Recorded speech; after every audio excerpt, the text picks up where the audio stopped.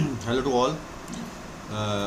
आज हम लोग चल रहे हैं इस एक वेब पेज बनाने जिसमें कि केवल इमेज के ऊपर हम लोग कोडिंग करेंगे, जिसमें कि देखेंगे how to insert an image in our web page. और ये इमेज हम कैसे इंसर्ट करते हैं, इसके लिए कौन कौन से हमारे पास टैग्स हैं और कौन कौन से उस टैग के एट्रीब्यूट्स हैं, इसके बारे में हम लोग डिस्कस करेंगे। सबसे पहले हम लोग ऑल प्रोग्राम्स में जाएंगे और ऑल प्रोग्राम्स में आने के बाद आपको पता है कि हम लोग नोटपैड खोलते हैं, नोटपैड में ही हम लोग कोडिंग करते हैं। तो यहाँ पे मैं नोटपैड ओपन कर लिया हूँ। अब इसके बाद यहाँ कोडिंग करना है हम लोग को। तो आप लोग को पता है कि सबसे पहले हम लोग फंडामेंटल कोडिंग करते हैं, जो बेसिक स्ट्रक्चर ऑफ HTML। तो हम लोग सबसे पहले HTML ओपन कर लेते हैं, जैसे हम लोग करते ही सब सारे वेब पेजेस में। इसके बाद हेड कर लेते हैं। इसके बाद हम लोग टाइटल रखेंगे। टाइटल इसका इमेज ही रखते हैं।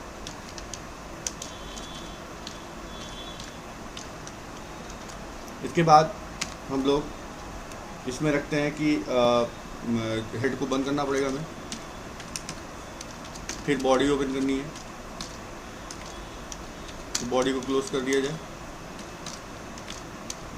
फिर HTML को फाइनली हम लोग क्लोज कर देते हैं। अब इसमें इमेज की कोडिंग करनी है, तो हम लोग बॉडी के बीच में जाएंगे और यहाँ पे IMG टैग लेंगे। यहाँ आपको बताना होगा कि IMG टैग जो है ये मेन होता है इमेज इंसर्ट करने के लिए किसी भी वेब पेज में। अब ये IMG टैग में एक एट्रीब्यूट होता है SRC, it is known for source. तो सोर्स में डबल कोटेशन मार्क में हम लोग इसके बीच में यहाँ पे इमेज का पाथ लिखते हैं। तो पाथ लिखने का तरीका मैंने आपको पहले भी बताया हुआ है, फिर से देख लीजिए। यहाँ पे मैं एक वॉलपेपर ले रहा हूँ, ये एक इमेज ले रहा हूँ सपोज करिए। इसको राइट क्लिक किया, प्रॉपर्टीज़ में गया और इसका जो है लोकेशन, देखिए आप यहाँ लोकेशन लिखा हुआ है, इसको मैंने कॉपी कर लिया। लोकेशन कॉपी करने के बाद फिर से वापस नोटपैड पे चले गए और यहाँ पे इसको पेस्ट कर दिया। पेस्ट करने के बाद उस इमेज का नाम कार है, तो मैं कार लिख लिया, .jpg रख दिया। इसके बाद इसको फाइल में गया और सेव किया। सेव करने के बाद मैं डेस्कटॉप पे ही इमेज नाम का एक HTML पेज बनाने जा रहा हूँ, image.html हमने पेज बनाया और इसके बाद इसको सेव कर दिया डेस्कटॉप पे। डेस्कटॉप पे सेव करने के बाद आप देखेंगे कि यहाँ पे डेस्कटॉप पे एक इमेज नाम का एक वेब पेज बन जाएगा। ठीक है, यहाँ पे बन गया है और इसको यहाँ पे मैं रख ले रहा हूँ। यहाँ पे इसको डबल क्लिक करूँगा तो देखिए ओपन हो गया। अब देखिए इसमें इमेज आ गई। आप ये देख सकते हैं कि इसमें आप ये इमेज काफ़ी बड़ी थी, इसलिए ये इमेज आ गई है इसमें। और इसमें क्या हो कि ये इमेज को वेब पेज पे, ये पूरे वेब पेज पे ही अप्लाइड हो गया है।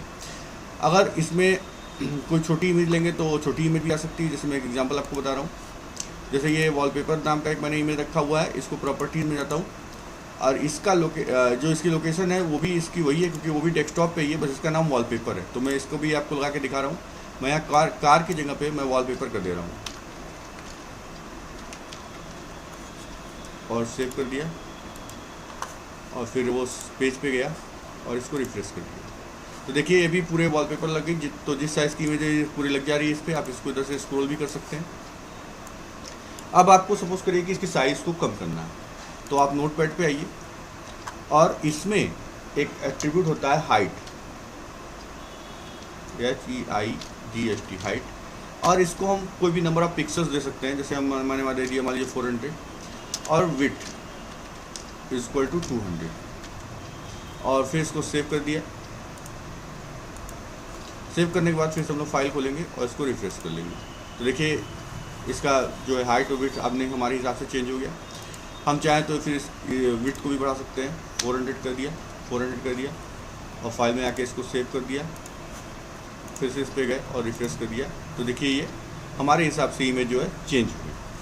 अब आपको एक बात और बताना चाहते हैं कि ये जब हम लोग इसमें कोई चीज़ लिखते हैं, जैसे मान लीजिए लिखते हैं this is my image page, तो अब हमने इसको सेव कर दिया अगर, तो ये उसी के लाइन के आगे शुरू हो जाएगा ये इमेज। ये देखिए आप, ये देखिए ये लिखा गया और इसी लाइन में ही वो इमेज भी लग गया। अब अगर इसमें हम इसको लाइन चेंज करना चाहते हैं तो BR का यूज़ कर सकते हैं या P टैग का यूज़ कर सकते हैं, आप ये जानते हैं। अब इसमें एक और एट्रीब्यूट है जिसको कि मैं आपको लगा के दिखाना चाहता हूँ। तो यहाँ से इसको स्क्रॉल कर रहा हूँ उधर और यहाँ पे जाता हूँ और इसमें आपको बॉर्डर, जैसे आपने टेबल में बॉर्डर लगाया था, बॉर्डर इक्वल टू कोई भी वैल्यू हम दे सकते हैं। जैसे मान लीजिए मैंने 3 दे दिया, ठीक है, बॉर्डर इक्वल टू 3 दे दिया और यहाँ पे इसको सेव कर दिया, इसको रिफ्रेश कर लिया, तो देखिए इसका एक बॉर्डर भी लग जाएगा। तो आप बॉर्डर भी लगा सकते हैं। इसके अलावा इसमें एक अलाइन एट्रीब्यूट होता है जिससे कि इसकी अलाइनमेंट चेंज होती है, जैसे लेफ्ट, राइट, टॉप, बॉटम्स और मिडिल। इस तरीके से आप अलाइनमेंट इसको कर सकते हैं। तो इसमें अलाइन एट्रीब्यूट है, अलाइन एट्रीब्यूट हम लोग लेंगे। अलाइन एट्रीब्यूट देखिए कैसे लगाते हैं हम बता रहे हैं आपको। अब यहाँ पे ALIGN लिख लिए, इक्वल टू मैंने राइट ले लिया, फाइल में गया, सेव कर दिया। अब इसको रिफ्रेश कर दिया, देखिए राइट साइड चला गया। तो इस तरीके से आप कोई भी अलाइनमेंट आप ले सकते हैं। मैं एक और आपको दिखा रहा हूँ।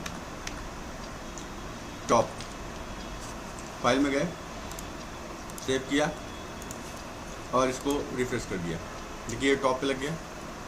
इसी तरह से मैं यहाँ पे बॉटम भी ले सकता हूँ। फाइल में गया, सेव किया, ठीक है, जितना भी वेब पेज में होगा आप ले सकते हैं। और इस तरीके से हम लोग कोई भी अलाइनमेंट ले सकते हैं।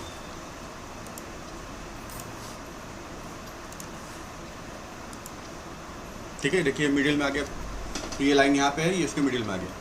तो इस तरीके से हम कोई भी ले सकते हैं। अब वो इनलाइन था, जैसे हम आपको जो पहला वाला दिखाए थे वो तो इनलाइन था, जिसमें आप अलाइन एट्रीब्यूट को यूज़ नहीं करेंगे तो आपका वो इनलाइन हो जाएगा। ये देखिए, देखिए वो लाइन इनलाइन हो गया। अब आपका ये एक और एट्रीब्यूट इसमें बहुत इंपॉर्टेंट है कि सपोज करिए मैं यहाँ पे इसके नाम में कोई मिसमैच कर दे रहा हूँ। जैसे यहाँ वॉलपेपर लिया है, आर मैंने गायब कर दिया। अब यहाँ पे आर मैंने गायब कर दिया और सेव कर दिया। देखिए यहाँ पे इसकी स्पेलिंग जो है ये गड़बड़ हो गई है, यहाँ वॉल पेपर के में आर गायब है। अब यहाँ पे मतलब कि ये इमेज नहीं आएगी, तो मैं देखिए यहाँ पे कर दिया, ये इमेज नहीं आई। आप देख रहे हैं ये इमेज नहीं आई, और ये इमेज नहीं आ रही है तो इसकी जगह पे कुछ भी आप जैसे जा रहे हैं तो पता नहीं चल रहा है कि इमेज कौन सी। तो इसके लिए यहाँ पे एक एट्रीब्यूट है जिसको कि हम यूज़ करते हैं, इसीलिए इसका नाम है ALT। इसको बोलते हैं अल्टरनेट टेक्स्ट। तो आप ALT में लिख देंगे कि this is a car image. तो क्या करेगा ये, अगर आपकी इमेज नहीं आ रही है तो उसके जगह पे ये टूल टिप मैसेज देगा, जैसे मैं आपको दिखा रहा हूँ। तो रिफ्रेश किया, अब देखिए ये दे रहा है this is a car image, ठीक है। और इस तरीके से हम क्या कर सकते हैं, अगर वो इमेज आ गई तब कोई बात नहीं है। जैसे मैं यहाँ पे पूरा इमेज ले आ दे रहा हूँ,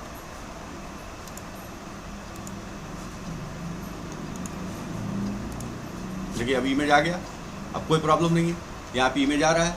लेकिन अगर इमेज नहीं आ रहा है तो उस केस में ALT आपका क्या करेगा, बताएगा कि वो क्या है, ठीक है।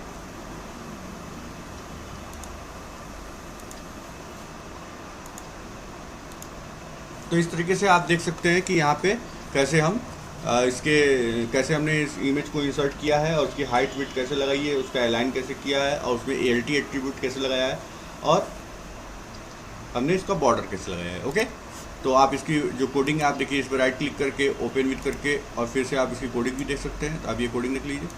तो इसी तरीके से हम इमेज लगाते हैं। Okay, thank you.